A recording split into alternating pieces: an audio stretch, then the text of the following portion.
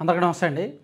YSR Congress party 5 ఏళ్ల పరిపాలనలో రాజధానికి ఏం తీసుకొచ్చారో లేదో తెలియదు కానీ, రాజధానిని ఎంత మేరకు అభివృద్ధి చేశారో అనేది మనందరికీ తెలిసిందే. కానీ ఒకటి మాత్రం నిజం, అక్కడ చేపలు పెంచారేమో బహుశా. ఎందుకంటే సుమారుగా 700 కేజీలకు పైగా చేపలు దొరికాయంట నిన్న మొన్న రాజధాని ప్రాంతంలో. ఆశ్చర్యకరంగా ఉంది కదా. ఇదేదో చేపల చెరువుల్లో అయితేనే మహా అయితే ఒక 150-200 కిలోలు దొరుకుతాయేమో ఒక ట్రిప్కి. కానీ నిన్న రాజధాని ప్రాంతంలో ఆ స్థానికులు ఏదో 2-3 చేపలు కనిపించాయి. ఇదేంటి ఇక్కడ చేపలు ఉన్నాయని అందరూ వెళ్ళి చూస్తే వెతుకుతున్న కొద్దీ పడుతూనే ఉన్నాయి, దొరుకుతూనే ఉన్నాయి. అలా 700 కేజీలకు పైగా చేపలు, ఒక్కొక్క చేప 5 కిలోలు 7 కిలోలు అంతా ఉన్నాయంట. సో అవన్నీ కూడా నిన్న రాజధాని పరిధిలోని తుళ్ళూరు ప్రాంతంలో ఒక 4-5 గ్రామాల పరిధిలో దొరికాయి.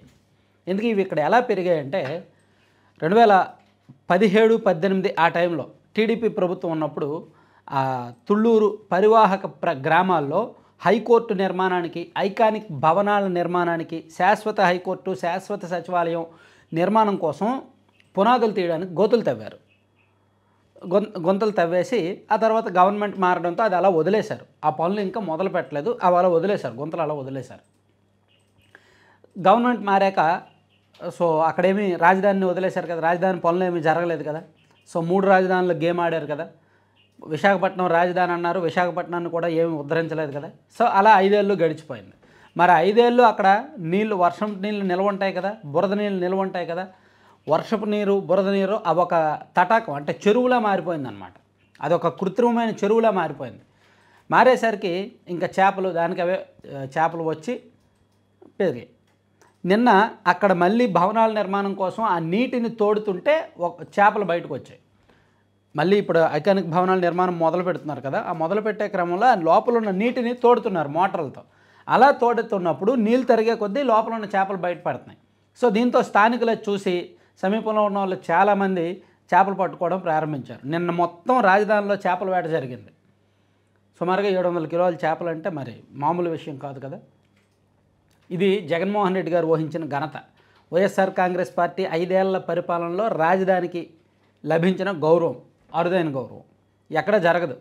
రాజధానిలో భవనాల నిర్మాణం కోసం గుంతలు తవ్వితే అందులో నీళ్లు పడితే మహా అయితే ఒక వారమో 10 రోజులో ఉంటాయి, లేదా ఒక నెల 2 నెలల్లో ఉంటాయి. కానీ ఈ గుంతల్లో 5-6 ఏళ్లకు పైబడి నీళ్లు ఉండడం, ఆ నీళ్ళే ఒక చెరువుగా మారడం. సో దాన్ని ఇప్పుడు అక్కడ మళ్ళీ భవనాల నిర్మాణం కోసం నీళ్ళు తోడుతున్నప్పుడు చేపలు పడడం, ఇదంతా కూడా కొత్తగా, వింతగా, విడ్డూరంగా ఉంది. సో ఈ ఘనత వహించింది మాత్రం వైఎస్ఆర్ కాంగ్రెస్ పార్టీ వాళ్ళే.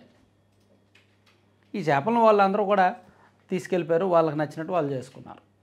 సో ఒక రకంగా జగన్మోహన్ రెడ్డి గారి కక్ష సాధింపుకి ఇది ఒక నిదర్శనం.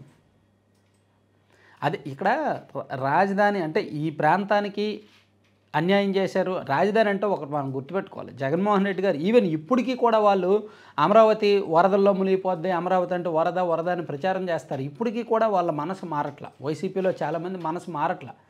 అట్లీస్ట్ ఆ ప్రాంతంలో ఉన్న వాళ్ళు కూడా, వైసీపీ కరుడు కట్టిన వాళ్ళు కూడా జగన్మోహన్ రెడ్డి గారి మీద అభిమానం ఉంటే ఉండొచ్చు, వైసీపీ అంటే అభిమానం ఉంటే ఉండొచ్చు, కానీ ఆ ప్రాంతానికి అన్యాయం జరిగింది అనేది మాత్రం గుర్తించలేకపోతున్నారు ఇప్పటికీ కూడా. ఈవెన్ పోనీ విశాఖపట్నం శాశ్వత రాజధాని, పరిపాలనా రాజధాని అన్నారు. విశాఖపట్నాన్ని ఏమైనా ఉద్ధరించారా?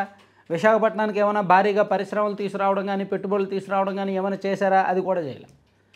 సో అందుకే ప్రజలు అక్కడ తన్నారు, ఇక్కడ తన్నారు. కృష్ణా గుంటూరు జిల్లా అమరావతి పరిధిలోనూ తన్నారు, విశాఖపట్నం ఆ ప్రాంతంలో కూడా తన్నారు. అక్కడ ఇక్కడ తన్నించుకున్నారు. అలా తన్నిన తర్వాత కూడా రాజకీయంగా అంత దెబ్బలు తగిలిన తర్వాత కూడా మార్పు రాలేదు. రాజధాని విషయంలో ఏమాత్రం మార్పు రాలేదు. ఇప్పటికీ కూడా వైసీపీ సోషల్ మీడియాలో అదే విష ప్రచారం రాజధాని మీద, సాక్షిలో అదే పిచ్చి వార్తలు.